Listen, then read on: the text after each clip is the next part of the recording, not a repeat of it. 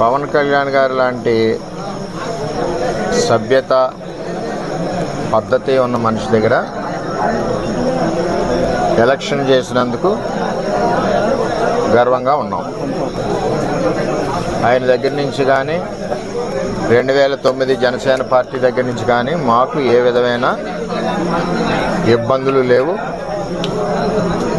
మేము ఎప్పుడు కూడా కలిసికట్టుగా ఒకే కుటుంబంలాగా మొన్న ఎలక్షన్ చేసాం, అటు పని చేసుకున్నాం.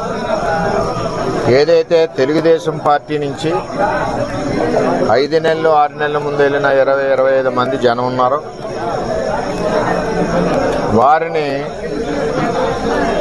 స్థానిక ఎంపీ వైసీపీ పార్టీ అని చెప్పి పార్టీలో జాయిన్ చేసుకుని ఉండడం జరిగింది.